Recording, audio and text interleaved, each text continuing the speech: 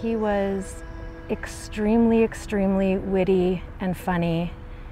I mean, mature humor from the time he was like 5 or 6.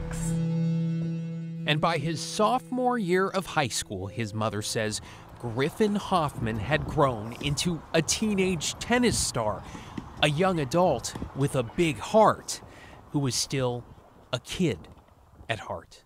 I miss every last thing about him. It's really difficult to talk about when you're talking about your son.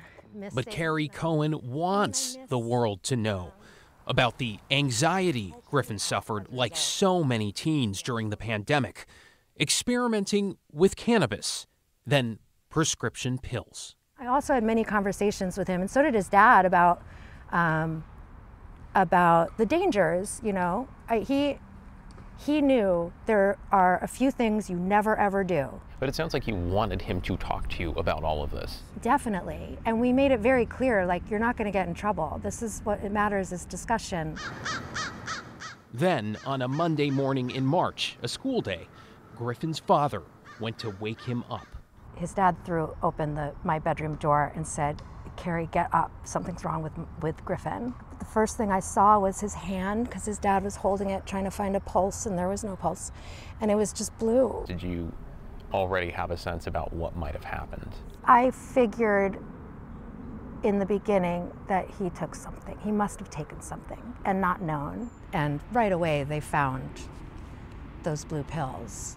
Pills like these that Kerry would later find out looked like oxycodone, but were counterfeit, made with something 100 times stronger than morphine: fentanyl. My kid wasn't an addict, you know? He was just doing normal experimentation like any other kid. He was just like a regular teenager. The fact that it happened to my kid is evidence that it could happen to anybody's kid in a lot of ways. Investigators say they were able to trace back who those very pills came from a street dealer that handed them to Griffin, then up 2 levels, to a 24-year-old alleged drug trafficker they call a merchant of death. A federal indictment naming him as Manuel Antonio Souza Espinoza of Vancouver, caught in late March with this bag of fentanyl pills and a firearm, investigators say, during an operation with a lower-level dealer who cooperated. Espinoza facing 20 years to life, if convicted, court filings read, for selling fentanyl that resulted in the death of a child. The defendant's lawyer did not respond to a request for comment. We asked the district attorney, who was the last person who knew what these things were and that they could that probably might kill. And they told us every last one. Really? Yeah.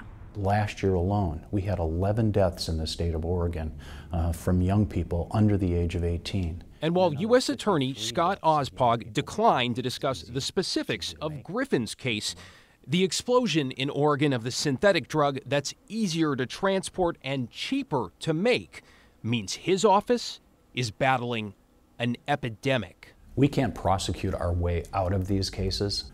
What's important is that kids understand, that young people understand, that what they're taking has the high potential to kill them. Please make sure that you are not taking these pills. They are designed to look like oxy.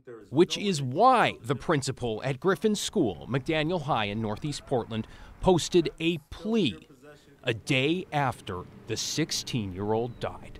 We're going to take the pills from you. We will not be asking any questions. The grief is going to stay with us for a very long time. What have you personally learned over the last few months? It wasn't clear, the level of the danger and how prevalent they are and what our students potentially and what the community is potentially buying. If you're buying anything on the street, it's fentanyl. And now it's much more clear. Much more clear. And that's in part due to a flurry of public health warnings issued to show, color aside, that prescription pills on the left here and counterfeit fentanyl on the right can look nearly identical, with experts pointing out it takes just a few grains, less than the tip of a pencil, to prove fatal. When we're seeing people OD on half a pill, sometimes potentially even quarter of a pill. And Lieutenant Chris Lindsay with Portland Police Narcotics and Organized Crime shows us I mean, this is pretty typical for how it's all shipped up in bulk like this. the surge has grown so great.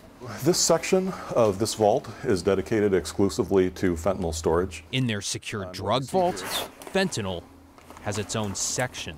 These are counterfeit oxycodone pills. And they're all marked evidence. They all say suspected fentanyl or fentanyl. There's a lot here. How many pills in here? Probably hundreds of thousands. Probably hundreds of thousands. In 2021, Portland police say they secured over 300,000 confirmed or suspected fentanyl pills. In the first 5 months of this year, they've already brought in 90% of last year's totals, with teens an easy target. Apps like Facebook, Snapchat, and Telegram are huge.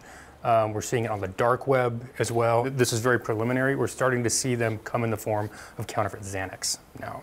The little white Xanax bars. This stuff is dangerous. This is what it looks like, and it can kill you. There's no redemption. I mean, the worst thing in the world happened to me. The worst thing in the world. That every parent's biggest fear is what happened. The reality of her son's death still so raw, Kerry can't bear to look at pictures. Yeah, I can't. Instead, this mother finding her memories and comfort in an enduring symbol of his life. I got a tattoo of a griffin to commemorate him. Yeah, my life pulse, you know. Had the biggest heart. I mean, he cared so much about people.